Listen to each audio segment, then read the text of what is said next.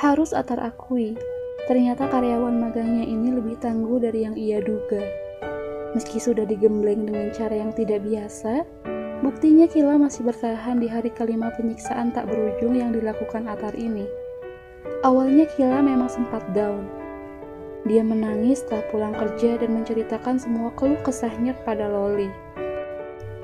Emosi Loli tidak terbendung setelah mendengar kelakuan Atar yang biadab pada temannya. Masa anak magang diperbudak layaknya office girl?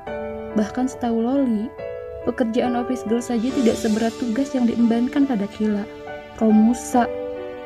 Itulah istilah yang Loli berikan terhadap pekerjaan yang sedang Kila jalani sekarang. Meski begitu, Kila ini memang ulet. Walau sudah dibuat menangis beberapa kali, jengkel setiap hari, dan diomeli hampir tiap detik, tapi ia tak patah arang. Keesokan harinya gadis itu datang lagi dan lagi, berharap sang atasan menyudahi aksi penyiksaan ini dan mau mempekerjakan Kila sebagaimana mestinya. Kila, panggil Atar yang baru keluar dari ruangannya. Jadi meja kerja Kila ini berhadapan dengan ruang kerja Atar. Hanya ada dia sendiri di sana, tidak ada pekerja yang lain. Dia merasa lega, tapi di sisi lain Kila juga kesepian. Suasana kerja sebagai sekretaris Atar sama sekali tidak menyenangkan. Apalagi sekarang ya Tuhan, batin Kila sudah seujon saja bawaannya. Iya Pak, jawab Kila sambil berdiri. Kamu sudah bawa barang-barang yang saya minta? Iya Pak, sudah. Mana?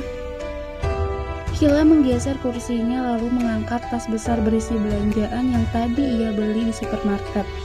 Isinya ada aneka makanan siap bakar, seperti sosis, daging, ikan, dan sebagainya. Lihat bukan? Sekarang Kila sudah terlihat seperti asisten rumah tangga Atar. Memang keterlaluan laki-laki ini. Kila harap 3 bulan cepat berlalu agar ia tidak usah berurusan dengan Atar lagi. Untuk sementara, ia terpaksa mematuhi semua keinginan pria itu. Demi nilai magangnya, ya, hanya demi nilai. Semuanya sudah siap di sini, Pak. Oke, nanti kamu suruh Pak Ijo untuk memasukkannya ke mobil. Kamu bawa baju ganti juga, kan? Saya membawanya, Pak. Tapi sebenarnya kita mau kemana ya, Pak? Kenapa harus bawa baju ganti segala? Pukul 2 siang nanti kita ada rapat di Bandung. Setelah itu mampir ke puncak. Besoknya baru pulang. Hah? Kenapa Bapak tidak bilang? Barusan saya bilang. Jawab enteng Atar dengan wajah tanpa dosa. Sebenarnya ia tahu maksud Kila. Gadis itu protes karena tidak membicarakan masalah ini dari kemarin. Maksud saya, apa saya harus ikut juga, Pak? Jelas, saya butuh bantuan kamu nanti. Kila mendesah berat. Puas sekali Atar melihat ekspresi nelangsa anak magang itu. Lucu. Atau begini saja, Pak. Bagaimana kalau setelah rapat di Bandung, saya pulang duluan saja? Saya tidak akan ikut Bapak ke puncak. Kenapa begitu? Atar menyipitkan mata. Ia berjalan mendekati meja Kila, lalu mencodongkan badannya ke arah gadis itu. Mata usil Atar memindai penampilan Kila dari atas sampai bawah. Sungguh sopan dan serba tertutup. Riasan di wajahnya juga tidak tebal, nyaris tidak terlihat memakai bedak sebenarnya. Tapi Atar tahu Kila menggunakan bedak bayi. Aromanya sungguh khas. Tiap kali dekat dengan gadis itu, Atar merasa seperti sedang bersama balita. Aromanya persis seperti itu. Pria itu juga heran.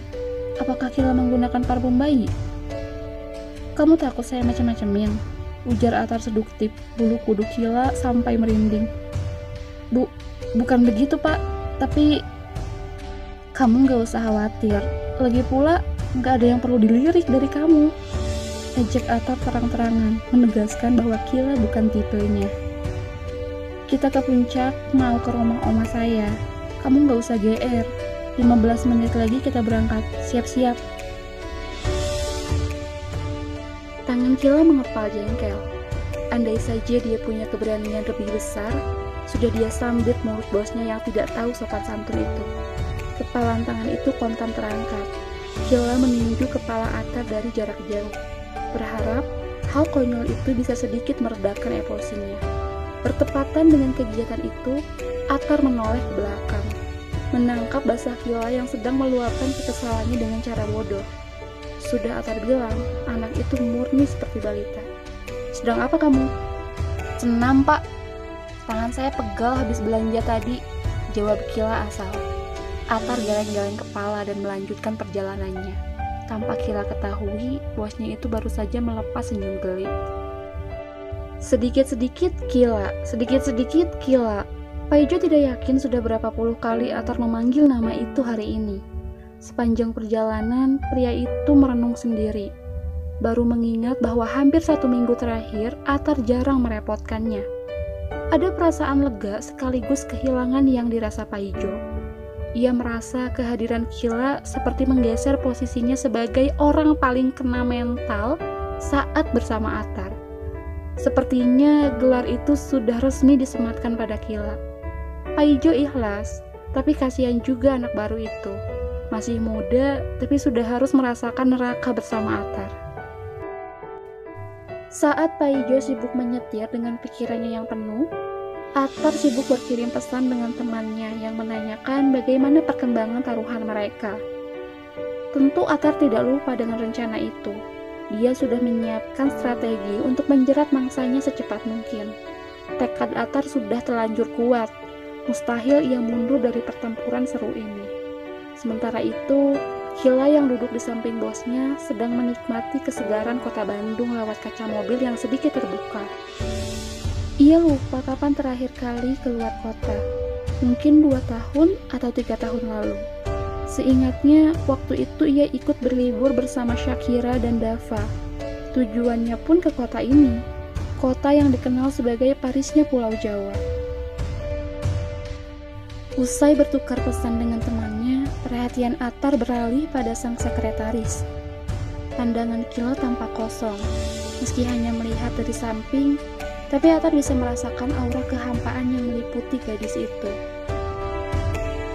Kila masih muda, tapi di beberapa kesempatan Atar merasa ia memiliki beban berat di pundaknya. Atar tidak tahu beban apa itu. Tidak ada kewajiban juga untuk Atar mengetahuinya. Setelah menempuh perjalanan yang cukup jauh dari Bandung kota menuju puncak, akhirnya mobil Atar memasuki sebuah villa yang menjadi tempat tinggal Oma dan opanya. Mereka adalah orang tua Arya alias ayah Atar. Sedangkan nenek dan kakek dari pihak ibunya sudah meninggal beberapa tahun lalu. Sesuai dugaan, kedatangan Atar ke sana disambut baik oleh Oma dan opanya. Mereka sudah hampir setahun tidak bertemu dengan sang cucu. Dulu, saat pria itu bekerja di Amerika, setiap pulang ke Indonesia, maka tempat inilah yang akan Atar kunjungi. Banyak kenangan masa remaja yang ia habiskan di sini. Semua kepingan memori muncul otomatis di setiap Atar melangkah ke tempat berbeda di tempat itu. Tidak terasa, langit sudah gelap. Gemerlap bintang terlihat lebih solid di sini. Kilaunya bertaburan menghiasi langit malam. Asap aneka aroma makanan hinggap ke indera penciumannya. Ada sekitar 3 pemanggangan yang digunakan untuk memasak jenis makanan yang berbeda.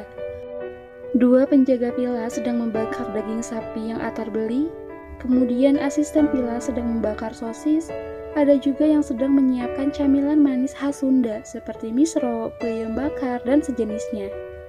Mendadak villa itu terlihat seperti sedang menggelar hajatan. Padahal semua itu dilakukan tak lain sebagai bentuk sambutan Oma dan Opa Atar terhadap kedatangan cucu sematawayangnya yang tersayang. Di antara orang-orang yang sedang sibuk memanggang, perhatian Atar jatuh pada Kila dan Paijo yang masih berusaha menyalakan api untuk membakar jagung. Mereka terus mencoba membakar arangnya, namun selalu gagal karena anginnya yang berhembus terlalu kencang. Interaksi kocak antara Paijo dan Kila sedikit mengocok perut Atar. Ada-ada saja kelakuan mereka itu. Kegilaan itu tidak berhenti sampai di sana. Puncak yang membuat Atar dan semua orang memecah tawa adalah momen ketika Paijo meniup api di tempat pemanggangan, yang justru membuat abu-abu di sana mengenai wajahnya dan Kila. Sekarang, wajah mereka sama-sama cemong, seperti pantat panci yang terbakar. "Mas Paijo!" kesal Kila yang disambut ledakan tawa oleh Paijo. Laki-laki itu tidak kuasa melihat wajah Kila yang cemong sempurna. Bahkan sampai ke lensa kacamatanya pun ikut menghitam. Itu lucu sekali menurutnya.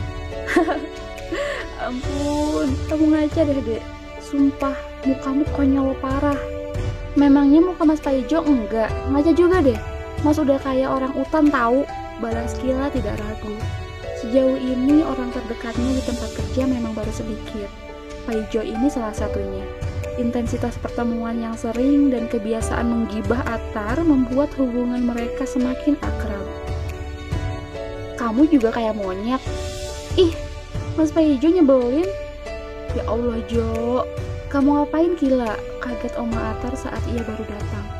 Enggak kok, Oma. Ini tadi nggak sengaja aja. Iya kan, Kila? Iya, Oma. Tadi Mas Paijo niup arangnya. Malah kena wajah kami. Jadi begini deh.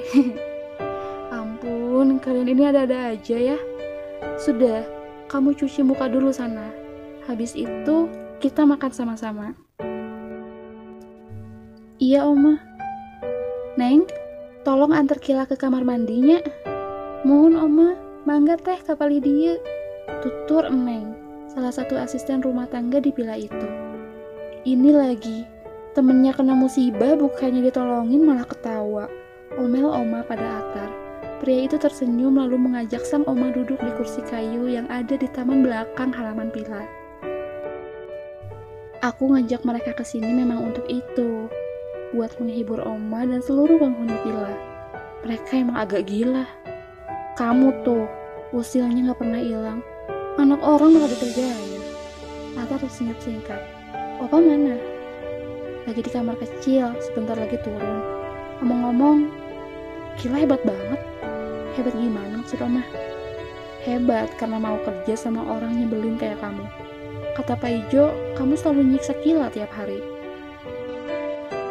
Bukan nyiksa, Oma, tapi ngasih pelajaran.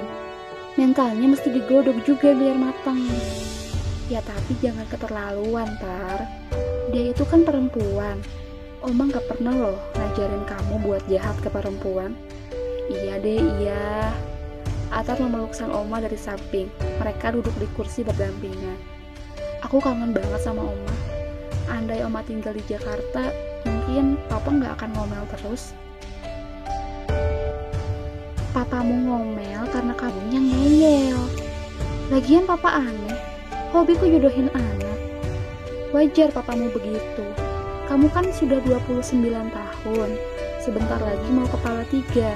Dia khawatir kamu melajang seumur hidup mungkin.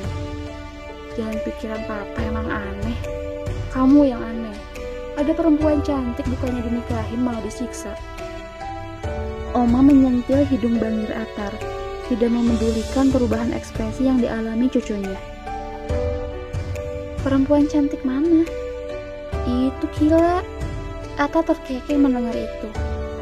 Menurut Oma, Kila cantik. Sangat. Semua yang ada pada diri Kila itu cantik. Begitu ya? Sahut Atar terkesan tak percaya. Kamu akan mengerti maksud ucapan Oma kalau sudah kenal dekat dengan dia. Anaknya lucu, priang, dan bekerja keras. Oma suka. Daripada Kila, aku punya kandidat kualitas super yang perlu Oma tahu. Atar mengeluarkan ponselnya, lalu menunjukkan foto Shakira pada sang Oma. Cantik tidak? Tanya Atar.